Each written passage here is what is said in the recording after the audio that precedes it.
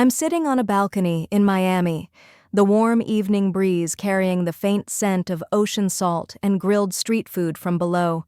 The sky is painted in soft pinks and oranges as the sun dips toward the horizon. In one hand, I hold a chilled glass of white wine. In the other, my phone, screen open to the live feed from my old building's lobby camera back in Chicago. On that screen, chaos is unfolding in beautiful silence. My younger sister Sophia is screaming at two uniformed security guards, her perfectly curled hair now a mess, mascara starting to run. Behind her, a small moving crew stands frozen with boxes in their arms, unsure whether to unload the U-Haul or just leave. One of the guards is calmly speaking into his radio. Moments later, two Chicago PD officers step into frame. I take a slow sip of wine and allow myself the smallest smile. The keys Sophia is waving around like a trophy don't work anymore. The apartment she's trying to claim as her own no longer belongs to me in the way she thinks. And in just a few minutes, she's about to find that out the hard way, in front of her friends, the moving crew, and anyone watching the drama unfold. My name is Alexandra Reed.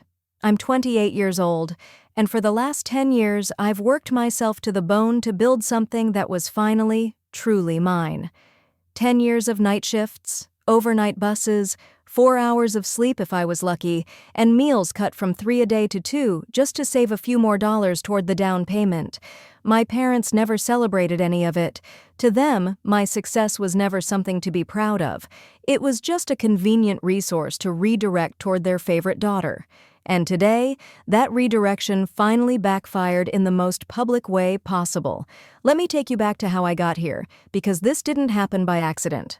I saw patterns like this coming years ago, and when I realized my own family might one day try to take what I built, I started preparing, quietly, carefully, without telling a soul. Comment where from you are watching my video, I would love to know. Growing up in a quiet suburb outside Chicago, I learned early that praise in our house was a limited resource, and it almost never came my way. My parents, Diane and Greg Reed, weren't cruel in the obvious ways. They didn't yell or hit, they just allocated. Love, attention, money, opportunities, everything seemed to flow in one direction, toward my younger sister, Sophia. Sophia was the dreamer, the artist, the one with so much potential. When she wanted dance classes at 10, Mom remortgaged the house. When she needed a new laptop for her graphic design phase at 16, Dad worked overtime for months. Sophia got the encouragement, the second chances, the belief that the world would eventually catch up to her brilliance. Me? I was the practical one, the responsible one, the one who didn't need as much help. Translation, I was on my own. At 18, while Sophia was getting a used convertible for graduation, I took a Greyhound to my first hotel job in Milwaukee. Night audit shift, 11 p.m. to 7 a.m. 4 hours of sleep on a good day, curled up in the break room chair or later in cheap motels when I moved cities for better pay. I ate twice a day, peanut butter sandwiches and instant noodles, to stretch every dollar. I bounced between states. Front desk in Denver, housekeeping supervisor in Atlanta, banquet server in Vegas. Overnight buses became my second home. I'd work a double, sleep upright with my backpack as a pillow, wake up in a new city, and start the next gig. 10 years. No vacations, no safety net, no calls home asking for help, because I knew the answer would be, "You're doing fine on your own, Alex. Sophia really needs this right now." And slowly, painfully, I saved. Every overtime hour, every skipped meal, every canceled plan went into a high-yield account they didn't know about. By 26, I had enough for a down payment on the West Loop loft. Exposed brick, 12th floor views of the skyline, the first thing that was ever truly mine. 2 years of relentless freelancing paid off in ways I never imagined. I'd finally transitioned fully into graphic design, high-paying remote clients, steady projects, the kind of work that let me breathe a little. But the habits from the grind stayed, early mornings, late nights, careful budgeting. At 28, the savings I'd guarded like a fortress hit the target. I closed on the luxury loft in Chicago's West Loop, 12th floor corner unit, floor-to-ceiling windows framing the glittering skyline, exposed brick walls, sleek modern kitchen, spacious enough for a real home office. It wasn't just an apartment. It was the finish line after a decade of sacrifice. The day I got the keys, I felt something I hadn't in years, pure, unfiltered pride. I invited my parents and Sophia over that weekend. I even stopped at a bakery for a cake and grabbed a bottle of champagne. I wanted to share the moment. I wanted for once to feel seen. Mom stepped inside first, eyes wide as she took in the open layout and the view. "Oh, Alexandra, this is stunning," she said, tracing a finger along the island countertop. Then, without missing a beat, "So much space here. This is going to be perfect for the future, especially when Sophia needs a proper place in the city to really focus on her influencer career." Dad stood by the windows, hands in pockets, nodding. "Smart buy, kiddo. Prime location. Good to have something solid like this that the family can rely on down the road, for whoever ends up needing it most." Sophia had already claimed the couch, phone out, filming a quick panorama for her stories. "The light in here is insane," she posted, tagging my building. Then to me, with a casual shrug, "You're always traveling for work anyway, Alex. This would be way better for me full-time. Mom's so right." I stood there holding the champagne, the cake untouched on the counter, feeling the excitement curdle into something cold and familiar. No questions about the sleepless nights it took. No, "How did you do this?" No, "We're proud of you." Just instant visions of how my achievement could become Sophia's next launchpad. That evening, after they left, I sat alone on the floor, city lights blinking on outside, and felt the resentment sharpen into quiet determination. They weren't going to take this from me, not this time. I'd been in Miami for 4 days, client meetings during the day, quiet evenings walking the beach, finally giving myself the kind of break I'd never allowed during the grind years. That Friday night, I was back in my hotel room, laptop open, winding down with a glass of wine, when my phone started vibrating non-stop. Instagram notifications, dozens of them. I opened the app and froze. Sophia was live, broadcasting from inside my West Loop loft. The camera panned across my living room, my couch, my artwork on the exposed brick walls, the city lights sparkling through my floor-to-ceiling windows. She was laughing, spinning in slow motion, a shiny new set of keys dangling from her manicured fingers like a prize. "Surprise, besties," she squealed to her 12,000 followers. "Big sis is basically never here, always off working or whatever. Mom totally gets it. She hooked me up with the keys today. This vibe is finally mine. Move-in party tomorrow. Who's coming?" The chat exploded. Fire emojis. "Yes, queen. You deserve this. Glow up of the year." She kept going, showing my kitchen, claiming my office corner for her ring light setup, even opening my fridge and laughing about stocking it properly now. My stomach twisted. I rewound the live clip, heart pounding. How did she get in? I called the building concierge immediately. He sounded nervous. "Miss Reed, your mother came by this afternoon, said there was a family emergency, that you'd asked her to check on the place and water the plants. She was very upset. I let her in for 10 minutes. I'm so sorry." 10 minutes was all it took. Mom had gone straight to a key duplication kiosk. She'd done it before with my old apartment, and handed the copies to Sophia for her comfort. They hadn't asked me, hadn't even texted. They just decided my space was better used by the daughter who needed it. I sat there in the Miami darkness, watching Sophia dance around the apartment I'd bled for, the one they'd dismissed the day I bought it. And in that moment, something shifted. The quiet determination I'd felt years ago, it became action. I opened my email, found the folder I'd buried deep, and started typing to Lila.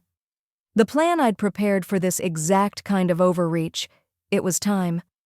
The next morning, Saturday, I woke up early in my Miami hotel room, the sun already bright through the curtains. I made coffee, opened my laptop, and pulled up the building's security app. I'd had remote access for years, but today I was watching for a reason. At 10:17 a.m. Chicago time, the lobby camera caught it all. Sophia arrived like she was shooting a reality show finale. White U-Haul parked illegally out front, back doors flung open. She led the charge in oversized sunglasses, crop top and leggings, followed by 3 friends carrying ring lights and garment racks, plus 2 hired movers hauling boxed labeled Sophia's Closet, content setup, and kitchen essentials. She marched straight to the concierge desk, keys swinging confidently. "Hi, I'm moving into 12B today. Sophia Reed, family of the owner. We've got the keys, so we're good to go." The concierge, the same one Mom had manipulated yesterday, looked uncomfortable. He'd clearly been briefed overnight. "Miss, I'm sorry, but there's been an ownership update. Only approved tenants on the new list can enter. You're not on it." Sophia laughed it off at first. "That's impossible. My mom literally got these keys yesterday. Call Alexandra if you need confirmation she's my sister." I wasn't answering calls. I'd turned my phone to Do Not Disturb after seeing her live stream. When the concierge stood firm, Sophia's tone sharpened. "This is ridiculous. Just let us up. We're not strangers." Her friends started filming on their phones for the drama. The movers, sensing trouble, tried a side entrance with the first load of boxes. That's when building security stepped in. 2 guards I'd never met before, following the new protocol I'd quietly arranged months earlier. "Ma'am, you need to stop. This is private property, no unauthorized entry." Sophia lost it. "These are my keys, this is my apartment now." She tried pushing past, waving the duplicated set. One friend started yelling about calling the cops on you for discrimination. Security didn't budge. One guard radioed CPD for assistance with a trespass situation. 10 minutes later, 2 officers walked in, body cams on, calm but firm. By then, Sophia was in tears, live streaming the whole meltdown. "They're kicking me out of my own home. This is insane."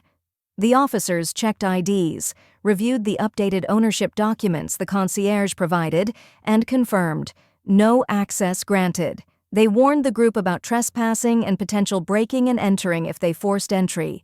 Red-handed, all of it caught on camera. I watched every second from Miami, coffee gone cold, feeling something close to peace. Back in my Miami hotel room, I kept the security feed open in one window and my messages in another. Within minutes of the police wrapping up, my phone exploded. First came Sophia's frantic texts. "Alex, what the hell is going on? They won't let me in, and the cops just threatened to arrest us. This is my apartment now. Mom said so. Call the building right now." Then the calls started. Mom, Dad, Mom again, Sophia. I let them all go to voicemail. Mom's first message was pure panic. "Alexandra, honey, there's been a terrible misunderstanding. Sophia's things are out on the sidewalk. Call security and tell them it's fine. She has keys. We're family." Dad's was quieter, guiltier. "Kiddo, let's talk this out. No need to escalate things." Sophia's voicemails devolved into screaming. "You're ruining my life on purpose. Everyone saw this. My followers think I'm a joke now. You owe me for this humiliation." I listened to a few, then stopped. Because in that moment, watching their desperation unfold from 1,000 miles away, everything clicked into perfect clarity. I'd been used my entire adult life. Every achievement I'd scraped together, every promotion, every bonus, every milestone, they'd never celebrated it for me. They'd only ever measured it by how much of it could be redirected to Sophia. My college fund became her dance classes. My first steady paycheck helped cover her gap year travels. My loft? Just the latest asset they assumed would eventually be hers because she needed it more. I wasn't a daughter to them. I was infrastructure, a backup plan, a resource to tap whenever Sophia's dreams ran out of runway. And I'd let it happen for too long, out of guilt, out of hope that one day they'd finally see me. But the moment Mom fraudulently duplicated those keys and handed them over without even asking me, that was the line. And I'd been ready for it. 3 months earlier, after another casual comment from Mom about how Sophia could really thrive in your space, I'd finalized everything with Lila. We quietly formed an anonymous LLC. I transferred the loft's title into it, completely legal, completely irreversible without my approval as sole beneficiary. New management protocols went to the building. No key reissues, no access changes without LLC authorization. I'd even lined up professional tenants ready to move in once I relocated to my new waterfront penthouse. I did it all in silence. No announcements, no warnings, because I knew if I told them they'd guilt, cry, or manipulate until I backed down. Today, that silence paid off. I took a deep breath, closed the security feed, and blocked the family group chat. The chaos died down by early afternoon. The U-Haul pulled away with Sophia's boxes still inside. Her friends scattered. The police filed their report. Nothing serious stuck, just a firm warning about trespassing and unauthorized access. But it was enough to terrify my parents. The building changed the locks again, for good measure, and the concierge sent me a formal apology email. I replied with a simple, "Thank you." By evening, the messages stopped coming. I'd blocked the numbers, the group chat, Sophia's socials. Silence. At last. I stayed in Miami another week, finishing my client work on the balcony each morning, walking the beach each night.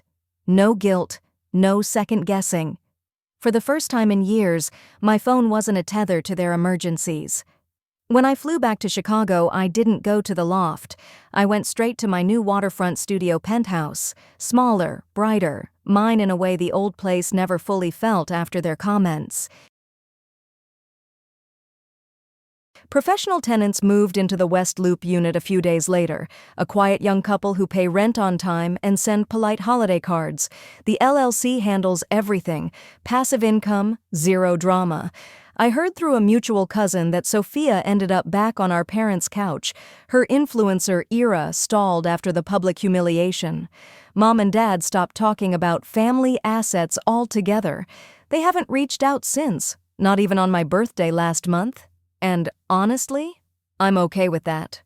Looking back, those 10 brutal years weren't wasted. The night shifts, the buses, the hunger, they taught me resilience. They taught me value, and most importantly, they taught me that the people who truly love you celebrate your wins without calculating how those wins can benefit them. I'm not angry anymore. I'm not bitter. I'm peaceful. I built something beautiful from nothing once. I can do it again. Bigger, better, freer. No safety net required because I finally learned I don't need to be anyone else's. Sometimes the greatest revenge isn't loud or dramatic. It's quiet boundaries, careful planning, and walking away with your head high. It's choosing yourself, fully, finally, without apology. And today, sitting in my new home with the lake sparkling outside my window, coffee in hand and no notifications pulling me backward, I've never felt more at peace. Thank you for listening to my story. If you've ever had to cut toxic ties to find your own calm, know you're not alone, and you're stronger than you think.